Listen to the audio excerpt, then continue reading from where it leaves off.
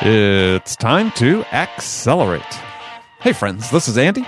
Welcome to episode 658, that's 658 of Accelerate, the sales podcast of record. I have two great conversations lined up for you today. Joining me first will be Alan Adamson, co-founder at Metaforce.co and co-author of Shift Ahead, How the Best Companies Stay Relevant in a Fast-Changing World. Following my talk with Alan is another fun conversation with my partner in crime, Bridget Gleason. Our topic today, the importance of having routine in how you start your day. Today's episode of Accelerate is brought to you in part by our friends at Discover.org. The Discover.org platform is a game changer for sales and marketing professionals. This feature-rich sales intelligence platform is supported by more than 250 researchers who continually update contact data and provide account-specific insight to help sales and marketing teams break ahead of the pack. See the product live at discover.org.com/schedule-demo. That's discover.org/schedule-demo. Okay, joining me on the very first segment on Accelerate this week is Alan Adamson. Alan is co-founder at Metaforce.co and co-author of a very interesting book titled Shift Ahead, How the Best Companies Stay Relevant in a Fast-Changing World. You know, we live in a world where the pace of change is not slowing down. If anything, it's accelerating. And Alan and I have a great conversation about why you can't stay relevant to your customers by staying in your comfort zone. You know, how being risk-averse is really a fatal decision in this type of environment. And also how focusing on your internal processes, right? Let's get our sales process focused, right? When you should be really focusing on the customer experience and the changes they're going through. Again, also runs the risk of being fatal in today's business environment. So let's jump into that here. Alan Adamson, welcome to the show. Pleasure to be here. Pleasure to have you here. So we're going to talk about your book. You've written a really interesting book called Shift Ahead, How the Best Companies Stay Relevant in a Fast-Changing World. And as I mentioned before we started the air, very interesting read because the topic is so relevant, to use the word again, to what's happening in the business world these days. I oftentimes sort of think of this concept, and I know you don't say it per se in the book, but I use this concept I call future-proofing. I know other people have used it, but it seems like that's really one that the challenges for companies these days, and especially talk about small and mid-sized enterprises that primarily comprise the audience of this show is how do they deal with these rapid changings, unceasing changes that are occurring in the business environment, technological innovation, all these things that affect the way customers buy the product as well as the way they sell the product. And I said I use this idea of future-proofing. Is how do you put yourself in position to stay relevant to your buyers? Yeah, that's the way I started the book was to say, well, is it just me, or is the world going faster and things accelerating, and is just keeping your head above water my problem, or is it everyone's problem? And we went out and spoke to a number of folks to make sure we were not myopic. Right. I had a great conversation with Tom Friedman, who talks a lot about the accelerating pace of change. Right. Well, it's sort of the premise of one of his latest books. Yeah. Right. Thank you for being late. And he outlined in his book as well as in our conversation those macro forces, not only Moore's law, but the new globalization, true integration, not just trading between countries, and ultimately climate change. So that, and you can also speak to a number of, especially in the technology field, when you look at S-curves, as your audience will know, they're colliding and getting closer together. And so it is happening faster. So it was not just me finding out that more and more of our clients were calling up and saying, can you help make me relevant and get people to buy our company or our brand or our service? And it wasn't about just telling the story. The product was becoming your father's Oldsmobile. And there's nothing you can do if your product is not relevant, or your service or your offer or your company. You can't just put lipstick on a pig anymore. Well, I think that, yeah, this term relevance to me is something that's not discussed enough. And, even looking at it from a personal standpoint, I mean, not me personal, but let's say we have a audience that's predominantly sales from the sales side on this show. And I talk with people, I said, this is really sort of the key thing for you, not just from a personal branding, but, a career is how are you staying relevant to your buyers? On this very micro level, not a Fortune 500 brand perspective, but brand promise, but it gets down to the individual level. Yeah, and that, when we looked at one of the interesting things, as you know, is that we spoke to many companies, almost 100 companies, and the vast majority are failing at this. We're trying to shift it. Everyone knows they need to stay relevant, and we're doing the latest stuff, and we're monitoring consumer sentiment, and we're looking at everything. But most companies we spoke to, organizations, big, small, public, private, were not succeeding. So it was far easier to fail at shifting ahead than it was at succeeding, even if you were really focused on it. And well, what were they failing at?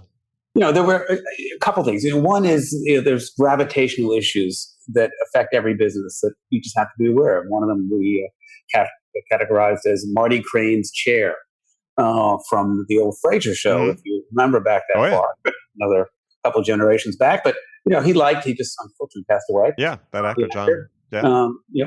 And but his belief that his comfortability with the past was more comfortable for him than the future. And most of us need to realize that we are creatures of habit, and that when we come to the office, or to the factory, or to our place of work, we tend to do what we did yesterday.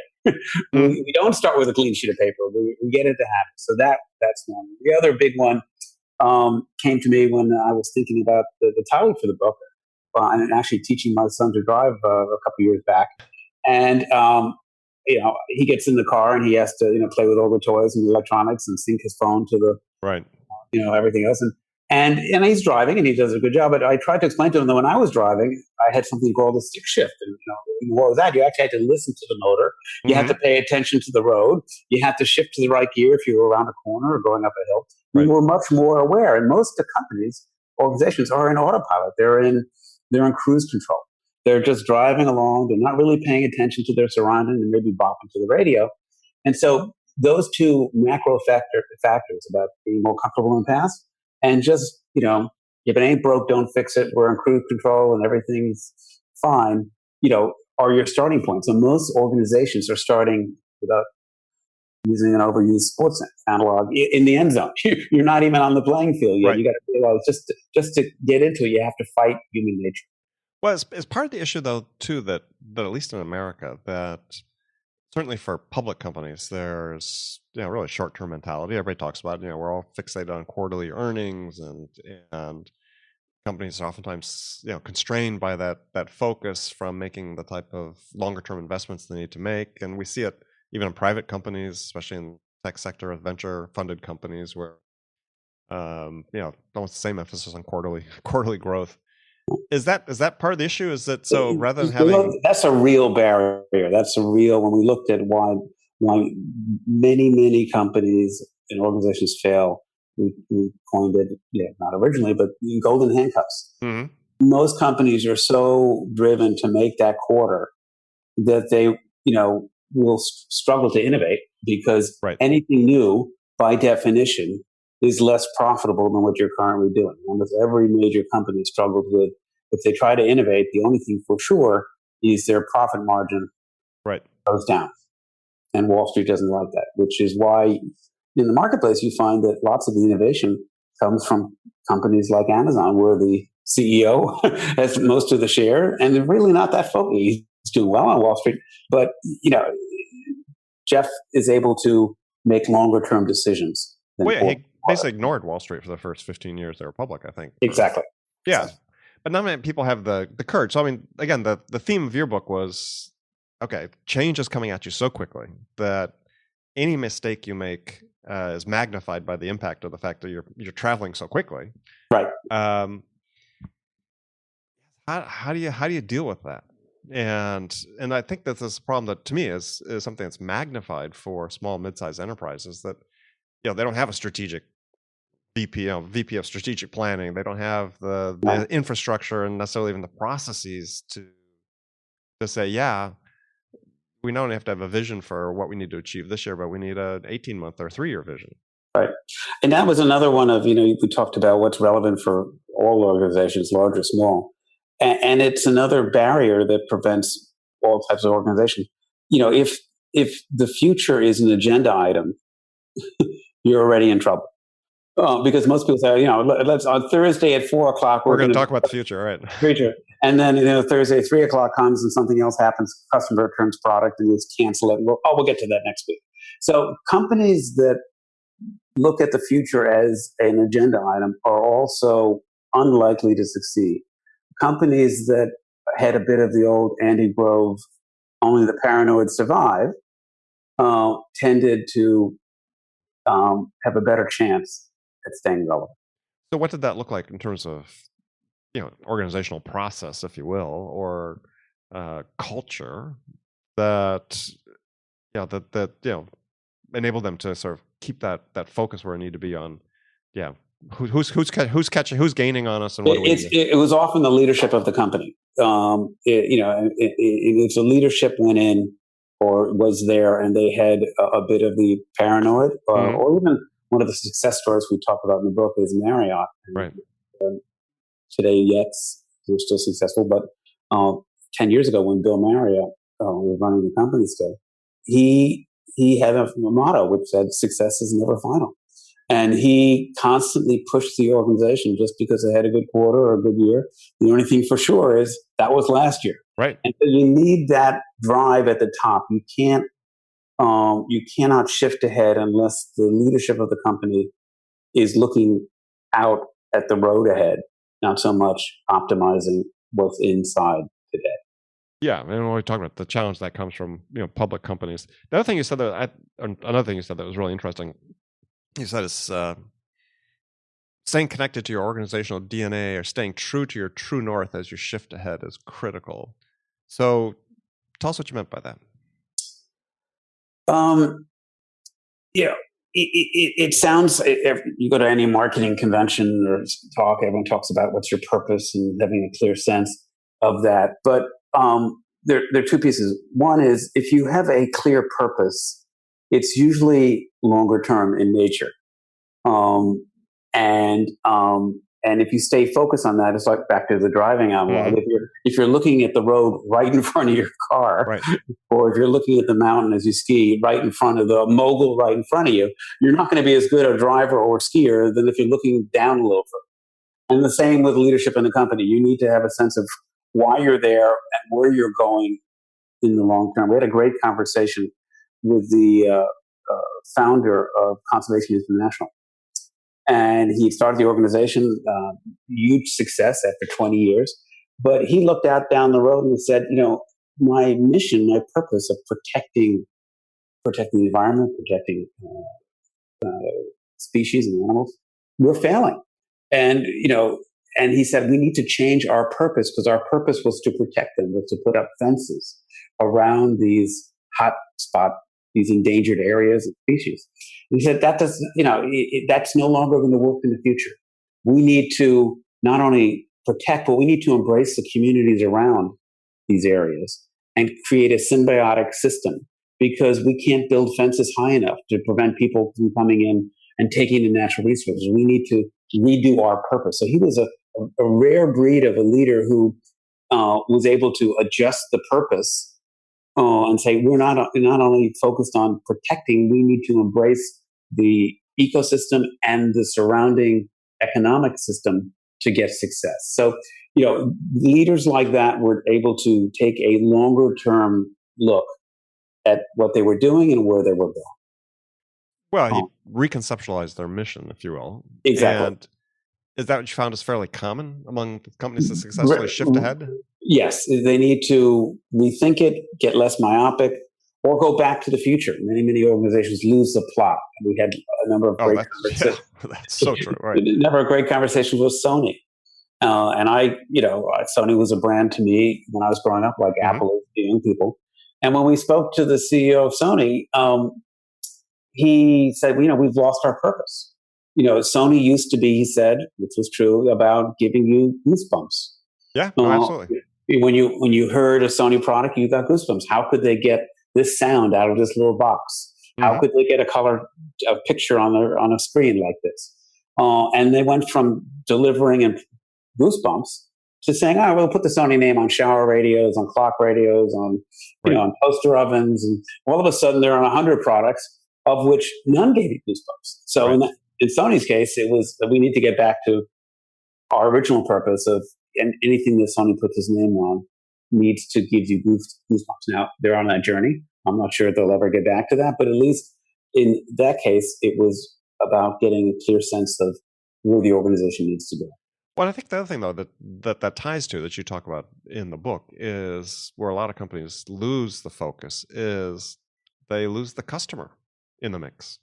And, you gave the example of Domino's, sort of falling by the wayside because they lost focus on the customer. And it doesn't matter if it tastes good. Yeah, we're going to deliver it in 4 minutes. In 4 minutes, and stay off the roads when the pizza delivery guy is on the way to your house. Yeah. But you give the example of how they, made everybody start taking responsibility for the way the product tasted and came across. Right. They all had to start making, from the CEO down, make pizzas and so on. And I see that oftentimes is that people get so absorbed sort of with their processes that, and maybe with their culture to some degree, that they lose focus of the fact that everything they're doing really should be for the customer. Exactly. They get. We had a number of conversations with some terrific research people that help clients do future casting and projecting.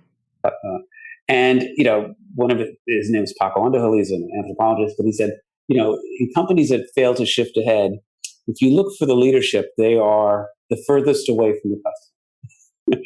They're in a conference room reviewing stuff. The last time they walked in a customer's shoes was years ago. I can't remember, right? Yeah.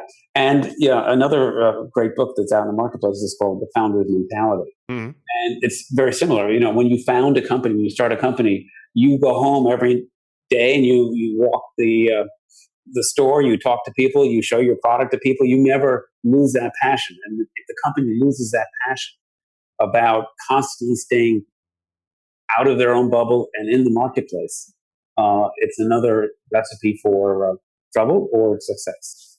Well, yeah. I mean, I remember in my own experience working with a startup that was a mature startup. We were scaling and we were, several years into the journey. But remember a customer telling me, "Hey, we're not going to buy from you this next go around." I'm like, "Well, why?" He says, "Well, because we haven't heard from the CEO in a year, and he always used to talk to me about once a month." Simple things, and the best leaders have a clear sense of how they stay in touch, with the market. Well, you had you had an interesting term. Just a little digression for that is you talked about the importance of differentiation over relevance. So you're saying that companies that were, more relevant than differentiated were in process of becoming a commodity. So give an example of that. I mean, what? Because I think that's really interesting. Is people strive to stay relevant, but they oftentimes don't think about meaningful differentiation. Yeah, you have to do both. The challenge is sometimes I think the bigger challenge we found is that sometimes the company focuses so much on the differentiation, but how are you different? And that they lose the fact that people no longer care about that difference. What makes a brand powerful, as your listeners know, is the combination of give me something different that I care about. And if it's very different, I don't care about it, then you're a niche brand, and, if I care about it, but I can't tell the difference, I will buy the cheapest airline ticket because everyone's got the same plans and it's the same experience. And then, the only thing that matters is price. But it's a balancing act. And that most marketers became, I think, over time, too focused on differentiation. And I categorize it, we talk about too many clients and organizations played too much tennis and not enough golf. And you say, what do you mean by that? When I was a brand manager at Unilever, I was totally fixated. I was in the bar soap category, the soap category. Safeguard. Yeah, exactly. Every conversation we had, a category that's gone away, by the way. Yeah, exactly. Every conversation was about, did you see what P&G did yesterday? Did you see what Colgate did tomorrow? What it's going to do tomorrow? And we were so fixated on Colgate and Procter. We were just, and in tennis, if you're playing tennis, you're just really worried about, I'm bad at it, but if you want to be a little better, you try to hit the ball where your opponent isn't. In golf, you don't really care that much about the embarrassment of the person you're playing with, or you're slowing them down. You're more focused on the ball, the customer, the environment, what's going on. And every company that runs into trouble, Coke and Pepsi. Coke was, incredibly. I worked with Pepsi, focused on Pepsi. And what that leads to is you're spending your time saying, how do I make this cola a little different than the other guys? Now the challenge is, what happens if no one wants to drink cola anymore? It doesn't matter if my cola tastes 10% better than the other person's. And many companies today have spent too much time on differentiation, where consumers say, I don't care. I don't like anything. It's not relevant to me anymore. Right. Well, you talk about energized differentiation. So I thought that was an interesting term. So tell people what you meant by that.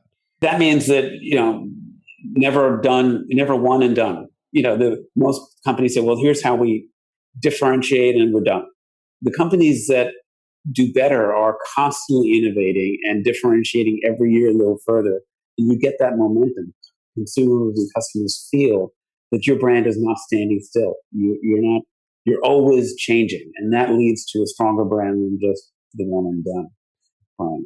Yeah, I mean, it's I sort of saying is common sense, but that a brand is not a location but a direction, right? And you got to always say that what's tomorrow. Yeah, well, I think this is especially a challenge for smaller and mid-sized enterprises, is to sort of have this vision that that the brand of what you're selling. I mean, first of all, they don't spend enough attention on brand in general, right. And everybody's in a competitive market these days, oftentimes in markets that are becoming commoditized. Mm-hmm. So the challenge, I think, really becomes for smaller enterprises, is to, as you said, is not once a week, but have a leader who's focused on this idea of what's let's start with the end in mind. Where do we want to be in 18 months or 3 years or whatever? And what do we have to rethink in order to get there? Right. And the other factor that is tied to where we started our conversation is that most companies, organizations, are just unable to move fast enough. They say, oh, we're doing that, and it's 3 months out, and they find out by the time they launch their service, they're number 4, the cheese has moved. So another key skill for leadership of any organization, and I was with a client of mine a couple months ago, and he talks about the importance, the CEO of the company, of impatience. Mm-hmm. It used to be, make it perfect. If it takes 3 years, that's okay. If it takes 5 years. But in a world that's constantly accelerating, you need leadership that says, we need this done fast. And, I mean, sort of the lean startup type thinking is, exactly, minimum viable product, and let's get something out and try it. And if it's not perfect, that's fine. We'll iterate it. And those companies tended to, I know Facebook's going through some challenges now, but on the wall of Facebook is still, move fast, break things, and, move on. So, it's about, but you have to have that culture of ability to move quickly. One of the things that I was speaking to the CMO of Facebook, and, when he's on an assignment, he has a hall pass. I forget what he calls it, a fast pass. And he can knock everything off his calendar. Because if he's on an assignment, he can totally clear his calendar. When I try to get something done on my calendar, there's so many obstacles. By the time I get the first meeting in, it's 3 weeks. So getting a culture that says, we need to move fast, and how do we enable our organization to reprioritize and lock themselves in a closet for 2 weeks if that's going to get it done fast. So let's talk a little bit about the red flags you talk about that I think are good warning signs that perhaps you're losing relevance in your marketplace. And first one you talked about, I don't have time to go through all of them, but talk about basic math. You have declining or flat sales, eroding margins. a lot of times people, consider their growth in the context of, geez, am I growing faster than my market? Right. But you could be doing that and still have a red flag waving. Yeah, and the first challenge is by the time sales start to fall, for most of the organizations we research, it was almost too late to shift because it causes a cascade of other problems of lack of resources, focus on Wall Street, short-term thinking. How do we prop the numbers up? Yes, but even if you're catching it pretty early, the sales is starting to crest. Yeah, no company likes to deliver bad news. I remember I spoke to the folks at Campbell's, and I said, tell me what was going on for the last 10 years at Campbell's, and the executive said, we would show sales charts, but we would show dollar sales growth, and we would price increase every year. Right. And so we want to say profits were up and revenue is up. If you asked to see unit sales, they were going the other way, but no one wanted to show the CEO unit sales because they didn't have a solution to that. What they could do is take price up every 5% a year, maybe take some cost out and show, EBIT growth and revenue growth. So, it is basic math, but, you need to be able to be honest with yourself. Well, I think that's the key is the self-honesty. I mean, it seems like there's some early indicators though, and maybe you uncovered some, but I think about certainly from a sales perspective I think there's a crisis in sales productivity in the business to business. Percentage of reps attaining quotas dropping, and the number of dollars of revenue they're generating per hour of selling time is dropping. I mean, to me, that's like, okay, that's a big red flag. Yep. And you're most vulnerable after a big success. I was with a company a couple of weeks ago, and they had an 8-year run where every year business was up. And what happens if you're not exercising those muscles? The salespeople just have to take orders. The product development people didn't have to change it because it was selling like hotcakes. And over time, your core muscle strength in innovation and true sales and certainly marketing disappear. So the faster you're rising, the more likely you're going to get into trouble.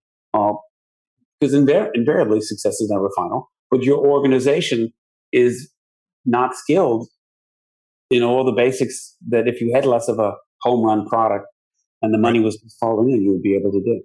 That's at least another one you had, which was big on data and short on analysis, which is rampant these days. Because we certainly in the sales space, we have all these new tools and technologies that are collecting a lot of data, but you look at how managers are using the data, and oftentimes it's just sort of to reinforce their own worldview. The whole they're in their own bubble, they're drinking the own Kool-Aid. So everyone's building big dashboards, and yes, but often, again, by the time the data flips, and some companies, in terms of back to Facebook, they can see what's happening in real time in Google, and so data, and they grew up paying attention to data, so the culture pays attention to it, and so if people start dropping off, it's real time and it's very clear. But other companies, by the time the market research comes up and says, people are feeling a little less happy about our product, way, way too late. We still have the issue I see often with companies is the whole correlation versus causation dilemma. And sort of easy to spot correlations, but why? Yeah, why and what's really causing them? And that's and then the bigger challenge. What can you do about it? Right, and that often seems to be the big gap. Yeah. So a lot of people collect data, but the people that can look at the data and say, what does this mean? What are the insights?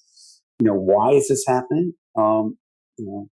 But I think back, besides not paying attention, the other big one, red flag, Andy, was a bit of arrogance. When we talked to lots of people that we looked at lots of big colossal failures, and everyone thinks they know all the stories that happened. But even on BlackBerry, when we spoke to the leadership team of BlackBerry for many parts of their success, they became more and more arrogant, and they truly looked at the touchscreen and said, that's a toy. Anyone serious in business is going to want a keyboard. Exactly. Pay no attention to that man behind the curtain. Well, and you point out in the book, Nokia did something very similar. Exactly. Who's going to want to pay $600 for a phone? We can do it for $119. And we're world swimming in our phone, so I don't care what they do. Well, my own example of that is so I worked at Apple back in the early days of Apple, and I remember there was an interview given by Ken Olsen, who was chairman CEO of Digital Equipment Computer at that time, DEC, who was high flyer at that time, and very famously, as headline of this article, which I clipped and kept on my wall, and actually I ran across it in a box of memorabilia I was going through, was saying, it's crazy to think everybody's going on a PC, right? And it's just like, we're not getting involved with it. It's just nuts, blah, blah, blah, blah, blah, blah. Yeah. They survived maybe another 10 years. Yeah. And they got to hang out with the compact people. Yeah. So, but that was the example of the arrogance. Just we're so good at what we do, nothing can disrupt us. You see the world through your lenses. Which leads you then to sitting in your comfort zone, which is sort of the last one I have time to talk about. And I think this afflicts a lot of companies. And again, I think specifically small, mid-sized companies that feel like they don't have the tools to compete with the bigger companies, which I don't believe is the case, but is they tend to hunker down. They get risk averse. Yeah. And they get more internally focused. Right. It becomes a game of we have to shrink and let's build up the walls and who do we vote off the island? And you have to do the exact opposite. You have to be the further behind you are in terms of shifting, the more risky you have to be, more fast you have to be, more risk forward you have to be. And you have to get out of the company. The other famous Bill Marriott story was that they used to say his feet never touched the desk. He spent no time in the office. He was in the kitchens. He was walking the halls. He was fluffing the pillows. He was talking to the bell captains. And that keeping the feel of the market allowed them to see what was coming before his research people came and said, people aren't interested in staying in this hotel anymore or eating this hamburger.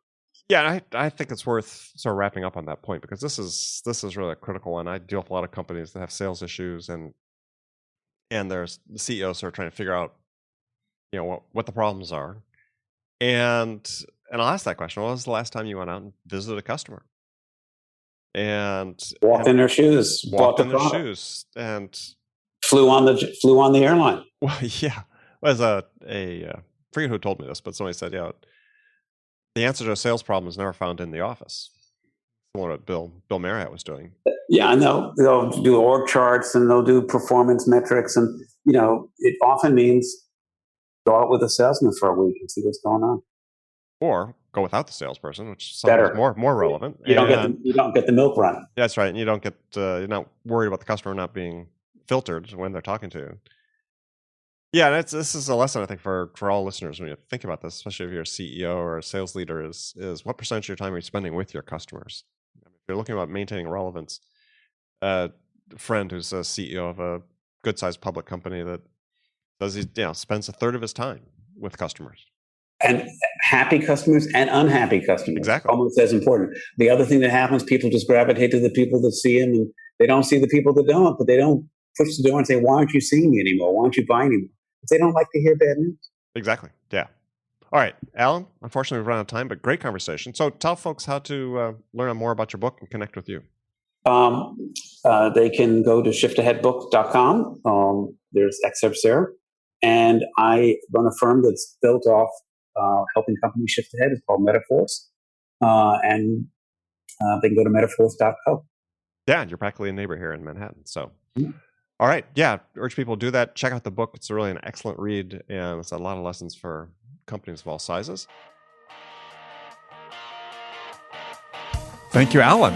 Again, that was Alan Adamson, co-founder at Metaforce.co and author of Shift Ahead, How the Best Companies Stay Relevant in a Fast-Changing World. Joining me next is my usual partner, Bridget Gleason, VP of Sales at Logs.io. Today, Bridget and I tackled the topic of routines. There's been a ton written recently on the value of having a predictable, consistent routine to follow at the start of your day. And in our conversation, Bridget and I dive into what a good morning routine looks like. And we also touch on the power of affirmations to help put you on the right mindset for success. So let's jump into that. Bridget, how are you doing? Andy, as usual, great. There's Yes. one of my colleagues in the office, who I adore. He's the VP of Customer Success. I will ask him, Boaz, how are you doing today? When I see him in the morning, every morning he is, as he says, every day's a great day when I wake up.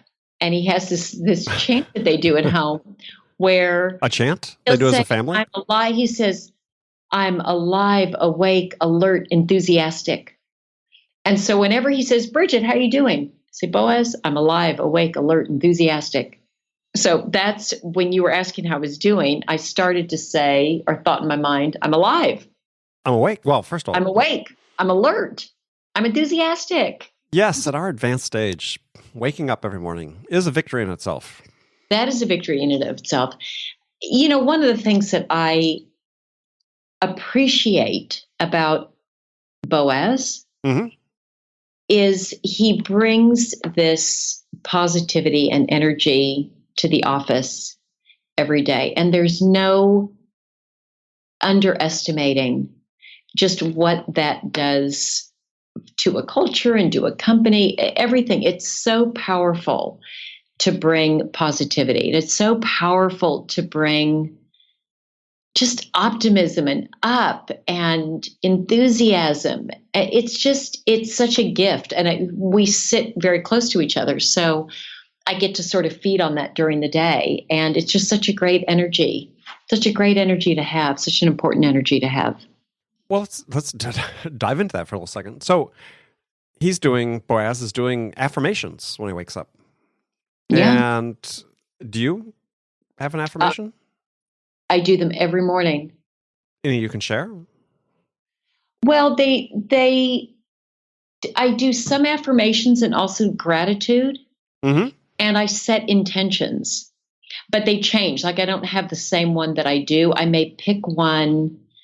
I journal every morning, and that's where I write everything down. It really depends on what's going on in my day or my life, or actually where we are in the quarter. I hate to admit, but that, but sometimes that. So and sometimes they're more lighthearted than others. Like one was, it ain't no use putting up an umbrella until it rains. Like, don't stress about stuff. It could be affirmations, just that,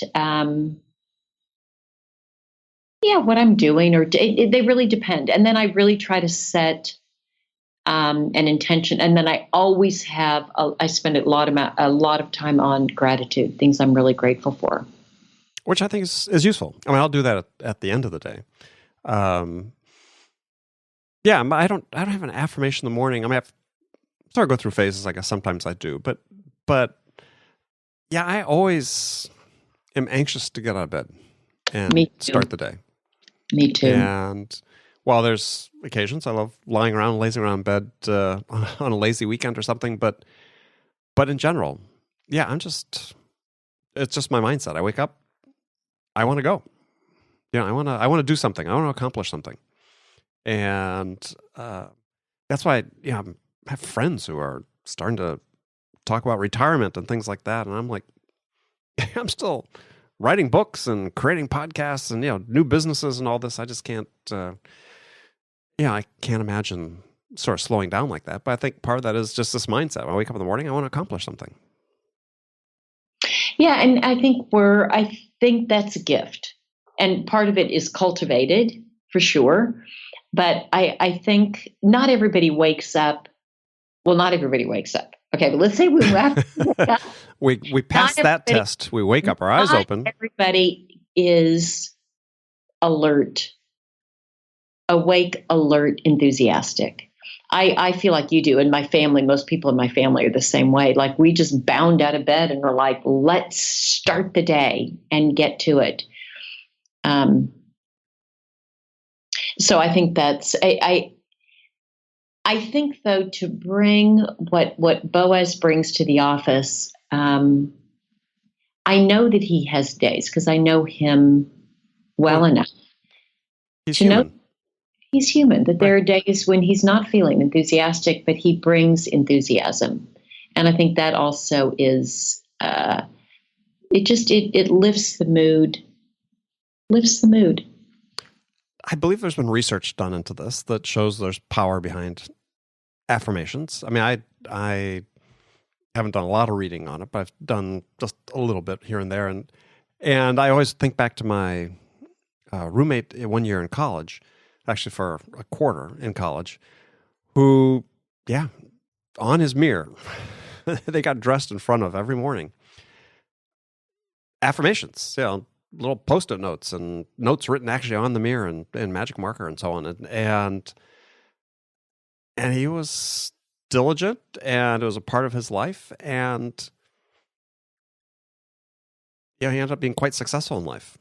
And I have another friend who used to, when I was living in San Diego and at this one pool I'd swim at every morning for master swimming. Guy was, I don't know, maybe not quite 10 years older than I was. And also had been very successful in his life. And he had his affirmation was, every day is another opportunity to succeed. That's a great one. And that was his. And he would, I know he'd say it to himself as he woke up, but he has to walk into the locker room. And every time he walked in, it was, "Hey, Don, how you doing?" He'd say, "Gentlemen, today is another opportunity to succeed." That's great. That's great. Love it. And I say that to myself. I mean, that's, if there is an affirmation that I use most frequently, that's the one.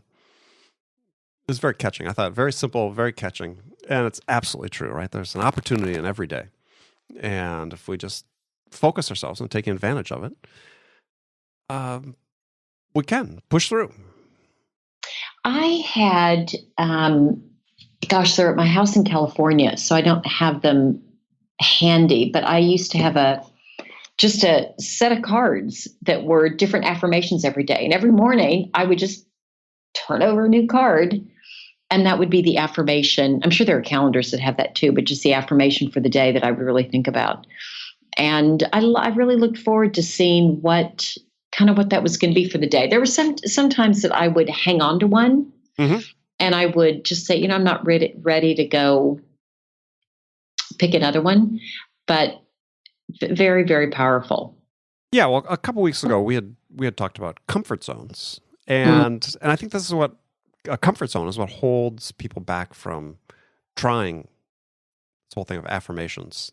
I mean, is that people think, oh, it seems a little corny, or nah, things are going okay as it is. I don't need that type of thing. But again, I think the self-talk is powerful. I mean, I think part of my mindset of feeling positive when I wake up in the morning is, I don't think it's naturally endowed. I think it's something that I developed over time. I mean, I remember being very conscious about it when I was in college. I think was when I really, really started getting into the habit of just, every day is, hey, let's get at it. Let's do something. I think it's a great, if we're going to bring this back to the topic at hand, which is typically around sales, I think, for me, it's that energy, it's that shot of caffeine, it's that whatever you want to call it, to help me start my day. Yes. And so more powerful than caffeine or any of the other things, it's the emotional equivalent to just get me going, and I get excited about it, and it allows me to approach my work more positively, and my interactions with customers are more positive because I'm bringing a positive self to the table. And I think that's more attractive. That's something people are drawn to. Nobody wants to be on the phone or in a meeting with somebody who's dragging and doesn't want to be there and is low energy. Well, and so more authentically, I can do that and be that, the better. Yeah, well, I think the bigger topic here is about having a morning routine, and you see more and more written about this. At least I am, and I'm sure you do as well. Is the importance of a morning routine, and these are things you will do when you wake up, and to get yourself geared up and ready to go for the day. Some people, it's affirmations, it's reading a little bit. I know somebody wakes up and the first thing they do is, while they're still in bed, they read half an hour. It could be exercise, or it could be all of these things in a sequence. There's one entrepreneur out there whose work I follow, and he has a very set routine. He gets up, I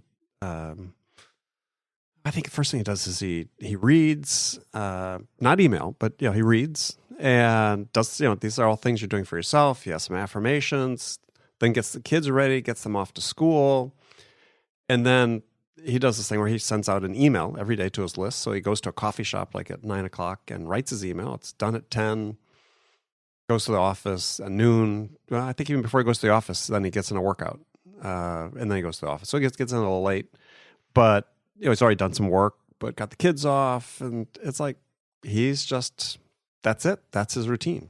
And he will swear up and down that that's what gets him through the day. I know. And you have one, obviously.